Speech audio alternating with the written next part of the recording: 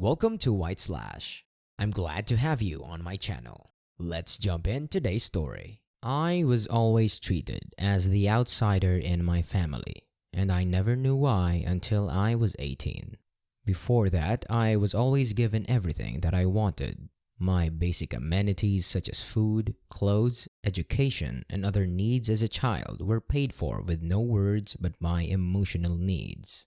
The emotional support I so very desperately needed were always ignored, and I had always wondered why. It was like my parents had two sons, but I was always treated like the shadow of my brother, and saying that it hurt would be an understatement, because it really gave me a lot of emotional and mental health issues that I struggle with till date.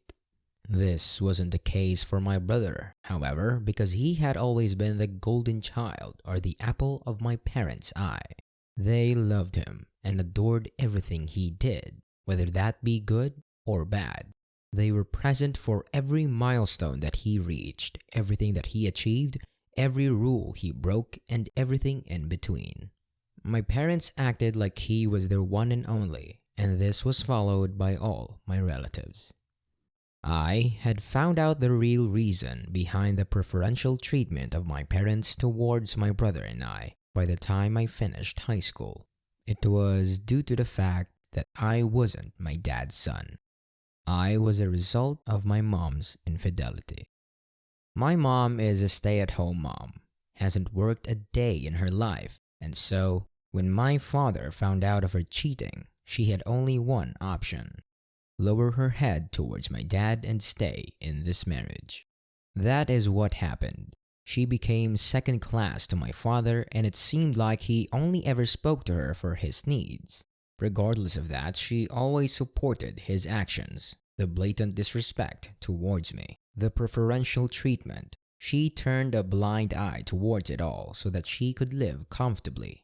It was like as long as the anger was directed towards me, she didn't care what happened, and unfortunately, it always was directed towards me. Maybe this wasn't the case when it came to socializing or popularity due to my lack of confidence, but in every aspect, I believed I walked shoulder to shoulder with him, and that led me to believe that we both will lead similar lifestyles once it comes to adulthood. Unfortunately, that was always the case. Things just worsened as I turned 18. I still remember that day. It was my birthday. I expected nothing but some peace, but my dad had other plans. That day, he sat me down to tell me that I had about a year of undergraduate school paid for, and after that, I needed to go on my own merry way to figure life out. So, that is what happens. My brother and I grow up this way, and we grow up to be equals. Not treat vice, but regardless of what my background was, I did as well as my brother in school and college. I think this will lead us on equal paths in life, but unfortunately that wasn't the case. The day my brother graduated college from a degree in fine arts, he was handed my grandparents' company and sat on the seat of the boss at the headquarters.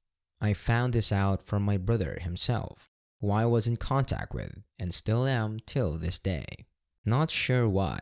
Probably because I thought it wasn't his fault that I was treated this way. But well, my brother gets this entire company to handle under his hand with my grandfather by his side. This company isn't like any ordinary company. It makes a lot of money, and I'd say it's one of the most well-known companies in my locality. It was kind of heartbreaking to find this out because here I was with a degree in business management, working a decently paying job, whereas my brother was being set to success. This wasn't completely surprising to me. My grandparents, much like my other relatives, favored him over me, but I did not think this was the extent of it. Life continues to go on this way, and years pass by. My brother and I have both gotten married at this point to our partners who we both met in college. My brother's wife is surprisingly a good person, and we all become a little closer during this time period. I think this is good. I think my brother doesn't see me for what my DNA is, and think things might get better after this. Well, this wasn't the case. After all, he shares the same DNA as my quote-unquote father, so he must have some shared level of toxicity in him. Everything started to unravel and make sense to me when my wife fell pregnant and we found out they were twins. We were extremely happy. We thought our dreams were coming to reality, and I thought to myself, this was my opportunity to become a father that my own dad couldn't be. So, we start preparing for the birth of our children, setting up the nursery, planning for names, and everything of that sort. During this time, my SIL becomes especially close to me and my wife, opening up to us about the issues my brother and she had been facing due to her infertility and how mentally exhausting it has been for her to see one treatment option after the other failing to work. We tried to be as understanding as we could and let her become involved in the process of pregnancy. This was of course done with the comfort of my wife, who was very much happy to involve my SIL into this, because she wanted someone to support her when her family lived states away from us. I think this is good, and this process will bring us closer, and so just let things go this way. I think nothing of what has been happening until my grandfather passed away.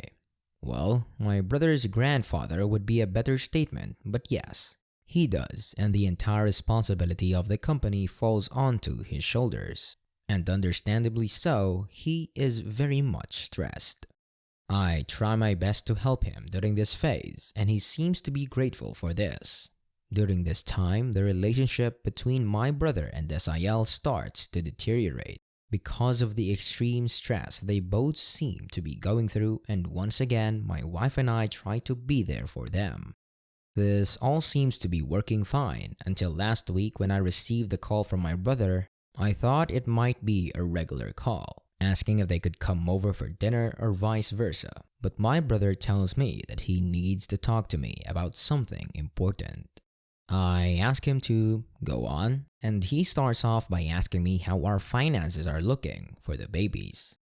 I tell him that although our budget is a little tight, once my wife gets back to working after giving birth, we can go back to living comfortably like we used to. My brother gave me a response that told me that he was uninterested to listen to my story and just jumped onto the point. He told me that he was too nervous and honestly too busy to talk to me about this in real life, so just decided to call me. He went on to say that he had called me to ask me if we could make a deal. I ask him what he's talking about, and oh man, what he spills next still makes my head spin. He tells me that he is willing to give me his entire 7-figure inheritance if I'm willing to give up one of the 2 twins. I think this is some sort of sick joke, and so ask him to repeat what he just said. I expected laughter on the other side of the call, but no. He told me that same thing with the same level of seriousness. He was honestly sounding like he was making a business deal.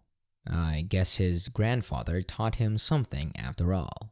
Well, I don't say anything. I tell him that he can screw himself and that relationship we had was over. I told him to never contact me ever again and to inform his wife of the same. My wife is in her 8th month of pregnancy, and she is having a very sensitive one on top of that, so I haven't told her any of this yet. I received a lot of calls from my parents today, and I knew exactly what they were for. I picked it up, and it was my mom on the other side berating me for my decision, not letting me speak a word. She told me that this is the least I could do after all that my dad had done for me. How, as his brother, I should be the one understanding his problems, and so much more than that, I'm not in the condition to type out. Then my father snatched out the phone from her hand and did the same. After yelling at me for a couple of minutes, he sounded like he was on the verge of tears, as he begged me to help my brother from having his family fall apart.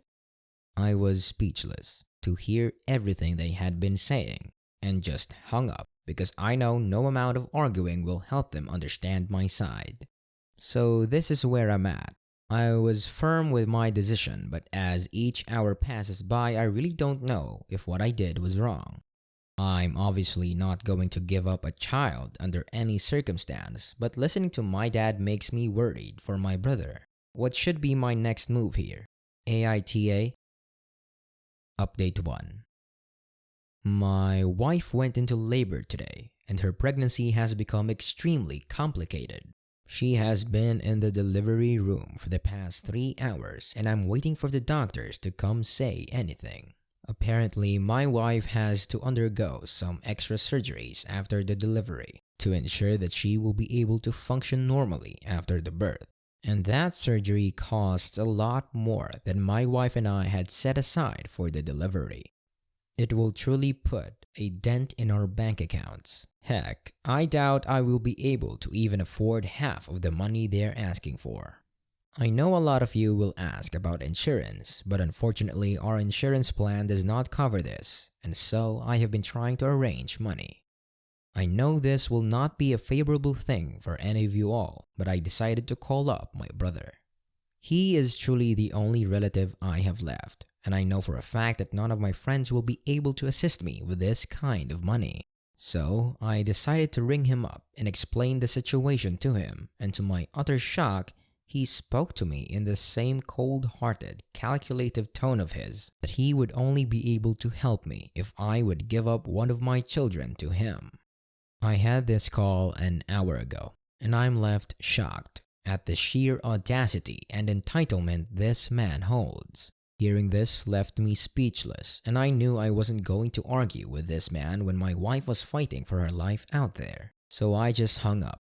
I'm just sitting here thinking about ways I can possibly bring up the money, and I feel extremely stressed.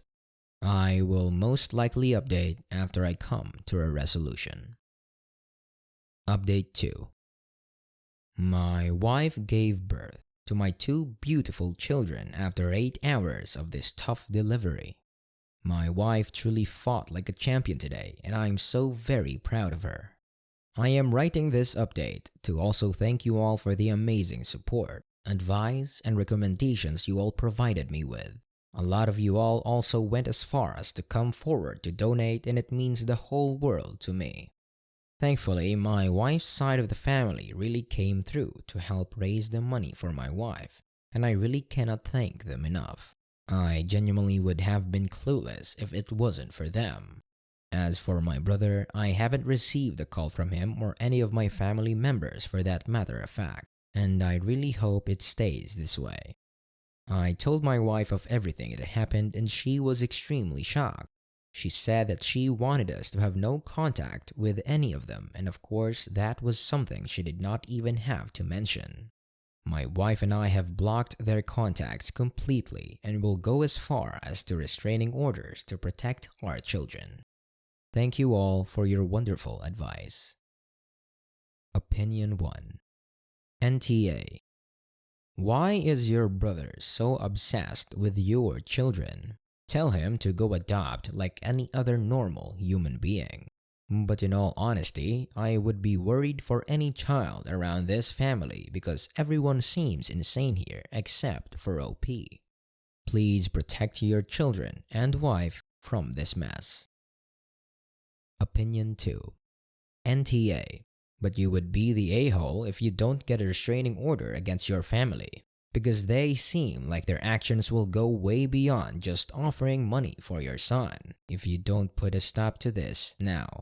He is just testing the waters currently, and you never know when he takes a dip in it and turns your family upside down forever.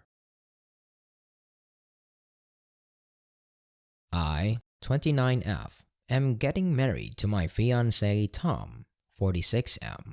It's the second marriage for both of us. My ex Nick and I had to get married at 19 because I was pregnant. We lost our girl to SIDS when she was 8 weeks old. Soon after that, we separated and Nick came out as gay. We're still friends. Tom was in a toxic marriage for 10 years until he left with his daughters, 6F and 9F, 5 years ago. Tom and I have been together for 4 years and engaged for 1. Before anyone says anything, yes, we're very aware of the age gap. We make it work. Honestly, with him and his kids, I found a happiness that I didn't think possible for me after burying my own child. We've been planning the wedding outfits and we agree that we don't want to do a traditional white wedding with a dress. One reason is that, as stated above, we're getting married for the second time. We've had that white wedding already. The other reason is that we don't really like the traditional gender stuff, even in everyday life. One way of expressing that is by swapping clothes. He often wears my blouses and looks fantastic in them. I wear his shirts and ties.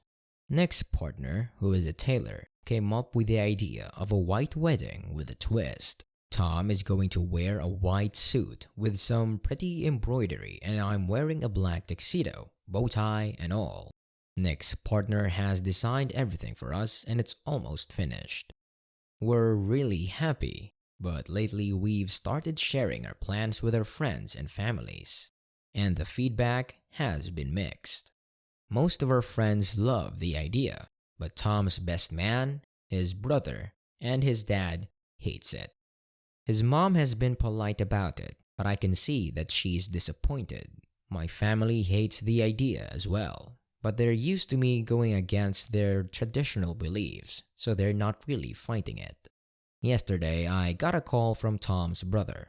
As the most level-headed among the men of his family, he was asked to talk to me about the wedding. He said that it's tradition for the bride to wear white and that I emasculate Tom by forcing him into that role. That I'm humiliating him in front of all his friends and family. I know Tom loves his white suit as much as I do, and I told his brother that. But he said, Tom hasn't got the balls to tell you. Look at how he let X's name treat him. He also said that if I treat Tom like this, his daughters might lose their respect for him. The phone call made me really angry, but at the same time, I think he might have a point. No matter how much Tom and I love screwing with gender roles, and no matter how much we love our choice of outfits, Tom's family will not understand. They will see him as weak or submissive, which he isn't and might respect him less for it. So, AITA for still wanting to go through with this despite what it might look like to Tom's family. Edit. Cause it comes up in the comments a lot. Tom doesn't usually just go along with my suggestions to keep me happy. He's really quite secure and opinionated in the best of ways. That his last relationship wasn't great, can't go into details because of the sub-rules, doesn't mean he's a pushover. Still, you guys are right. I'll talk to him about the clothes again, else I'll just keep second-guessing myself. Opinion 1. NTA. Your wedding, your choice, and his choice. Everybody else is enforcing these toxic ideas that have come from their mouth. Neither you nor him think this, nor will his daughters. They'll see that their dad and their stepmom followed their creative and personal instincts and did something that made them happy. Tell them to butt their heads out, and if they can't come along and support, then don't let them come and ruin your special day. P.S. Bloody love this idea, and you both are gonna look completely awesome. Opinion 2. I don't like the implication that OP has somehow been pressuring Tom to wear the white tux. It's cringe when his family assumes it and cringe when internet strangers do it. Imagine how that conversation would go. They've been planning their wedding for a while, both excited about what they were choosing to wear, and how all of a sudden OP is telling him, honey, just so you know, you don't have to wear the white tux. Like, not only would that be completely out of the blue, but it would give the impression that she's somehow ashamed of his choice. Let the man wear what he already chose and trust that he knows what he wants. Sheesh. Opinion 3. NTA. You guys have the wedding exactly how you want. Also, let's talk. I took a lot of fashion history classes in college. Quote, it's a tradition to wear white, end quote. That has not even been a thing for 200 years. Queen Victoria wore a white wedding dress to her wedding to Prince Albert, instead of the crimson robe royals normally wore. Soon after that, white wedding dresses became a thing. Most people wore bright, colorful dresses that could be worn again. If people were wearing lighter colored or white dresses to get married, it was a symbol of wealth, because they could afford if the dress got ruined. So while white dresses were worn here and there before Queen Victoria, she is the one who made it what it is today. Also, she was buried in that dress as well. Now we could also go back to the Roman era, where people in that region did wear white tunics, but that obviously didn't last, and most people didn't wear white again till after Queen Victoria. It is where the white and purity came from. You guys wear what you want to wear and be happy. Don't let others ruin your day.